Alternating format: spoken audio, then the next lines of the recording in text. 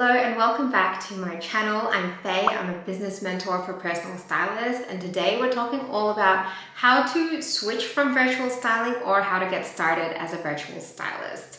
And I say that because you can either start from scratch as a virtual stylist, or you can take your business, if it's in person, and switch it to virtual styling, which is something that I did. Either way, the steps that you take to become a virtual stylist are the same. And I'm excited to be sharing that with you today. So a little background, if you haven't seen this video yet about virtual styling, I would highly recommend that you do so.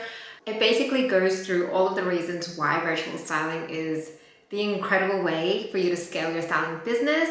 I know that because I've been a virtual stylist for more than half of my career. I switched during COVID and I haven't looked back. And it has been a true blessing in my life because of the incredible opportunities that it offers, the freedom and the flexibility. Overall, it allowed me to scale my business in a way that I'm pretty sure is not possible in person. A little disclaimer here, I am not saying that you cannot scale your business in person at all. Like, it's totally doable, but what I'm saying is when you switch to virtual styling, it opens up the doors to so many more opportunities and you're able to scale your business in a more rapid way because of the opportunities available. Again, definitely take a look back on my previous video because I take you through all the different ways that virtual styling can scale your business.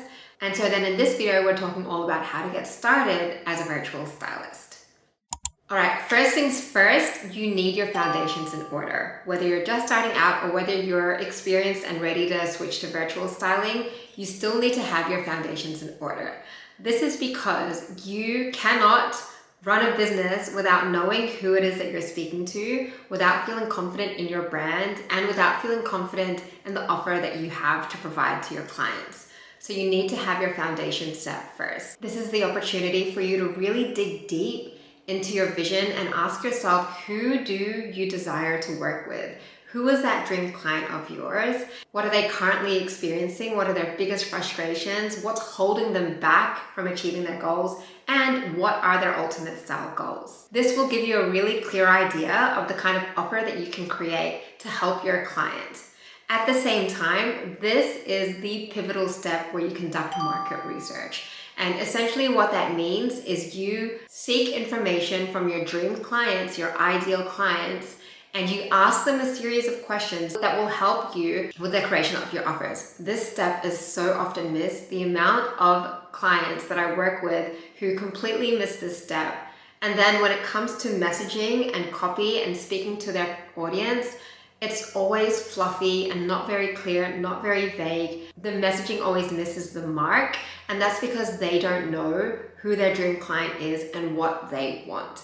The specifics of your dream client is so important because it will really help you with not only your copy, but also the offer creation.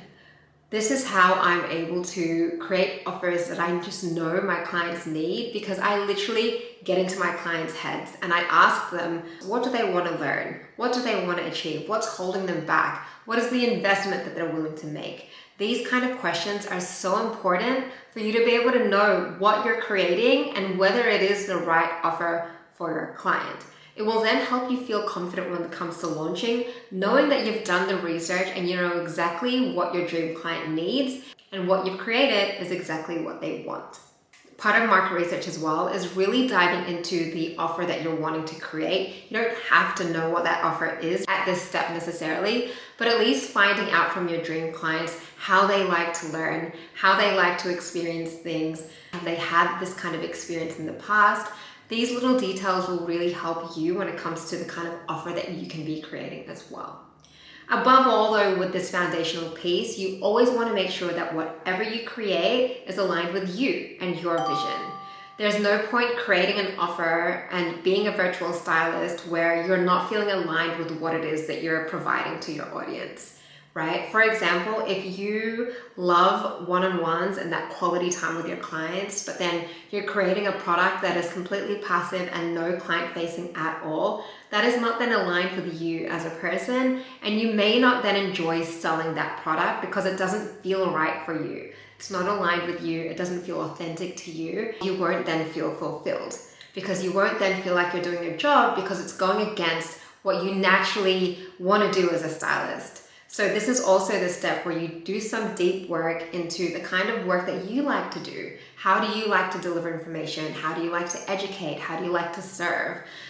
These are all really important questions for you to ask yourself during this step. And then of course, making sure that it aligns with your vision. Another big factor that a lot of stylists miss is forgetting about your vision and what you want for yourself. And when you don't think about your vision, you end up taking action that doesn't necessarily align with your goals. Let's say, for example, you want to be a virtual stylist. You want to serve clients all over the world, but then you continue to market in-person styling. There's a big mismatch there, and that mismatch is taking you further and further from your goals. So highly recommend that you do this deep foundational work, really tap into your dream client and the characteristics of them. Who is it that you really want to work with? And do that market research. And then from there, think about yourself and your vision so that you know then the kind of offer that you can be creating that will align with not only your client, but also yourself. Which brings me to number 2, and that is your offer.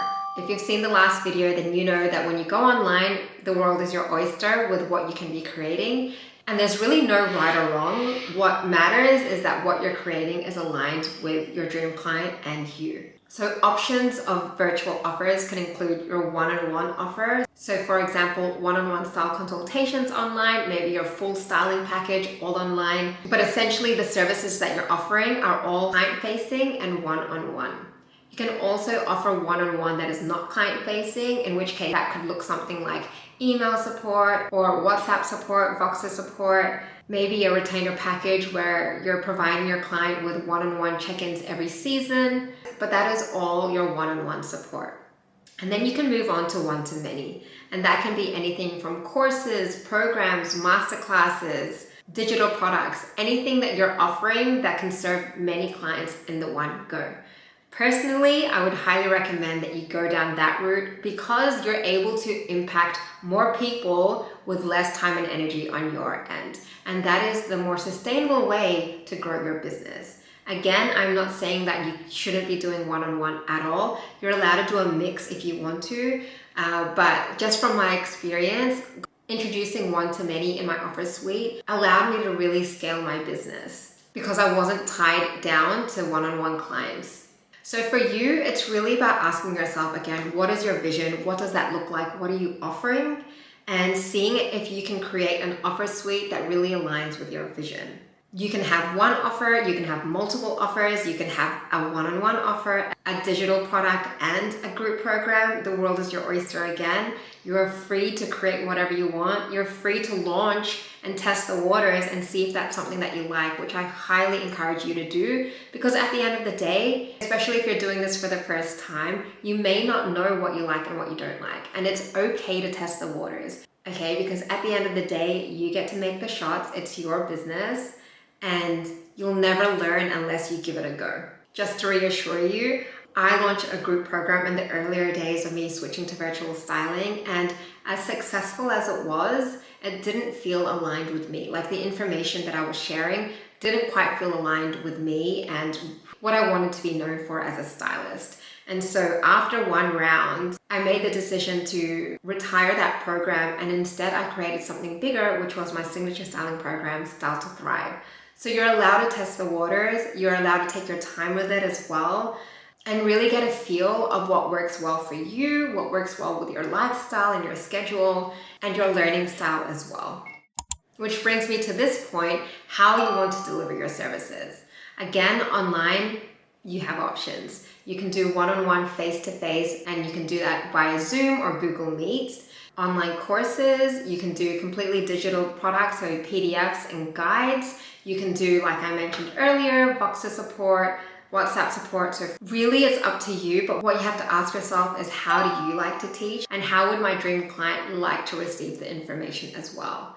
For example, if you are working with a busy mom who is completely time poor and just needs a result fast, it wouldn't necessarily feel aligned if you were to offer them an online course with 6 modules and 30 lessons that they would have to sit down and learn on their own. So you really have to consider your dream client and how they like to receive information and what would be the most effective way for them to learn. Again, revisit your market research because that will give you all of the answers. And at the same time, asking yourself, how do I like to teach? Do I like the face-to-face client meetings? Do I prefer sitting in front of a camera and educating? Do I love creating slideshows, or do I prefer Word documents? So this is all really where you put your digital offer together to create something that is not only going to serve your client, but also is served in an effective way. The other thing you want to consider when it comes to delivery mode is making sure that you are familiar with the technology that is involved. Now, one of the biggest limitations that I face with clients is that they are scared to switch to virtual because they are not familiar with technology. And I want to share with you that you don't have to use the most complicated programs to deliver your services. All right?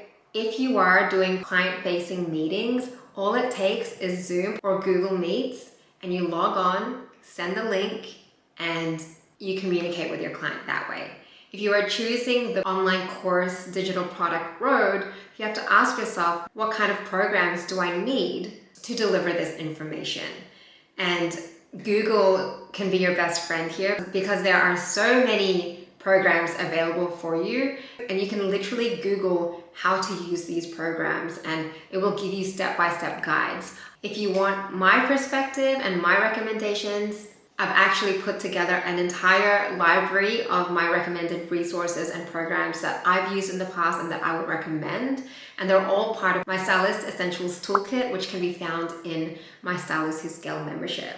So I'll leave a link down below if you're interested to have a look at that. I offer a free 7-day trial as well for this membership. So you can sign up at no cost, have a look at the resources available, grab the Stylist Essentials Toolkit, and really be surrounded by other personal stylists who are ready to scale their business as well. The last point that I want to touch on when it comes to virtual styling is a topic that is raised so often and something that I just wanted to share with you, and that is around pricing your offers. Now, a common belief amongst stylists is that if you are comparing in person to online, you should charge cheaper. And I'm not saying that you shouldn't, but what I am saying is that when you price your offers or your products, I want you to think about the transformation that you're providing to your client.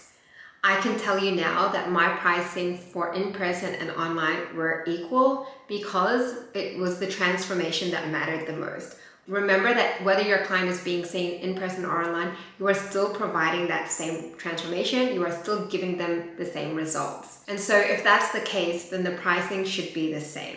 In saying that, if you do feel more comfortable pricing lower virtually versus in person, that's completely up to you, but I'm here to give you permission to price it all the same, because at the end of the day, you have to remember the transformation that you're providing, and there shouldn't be a difference whether it's in person or online.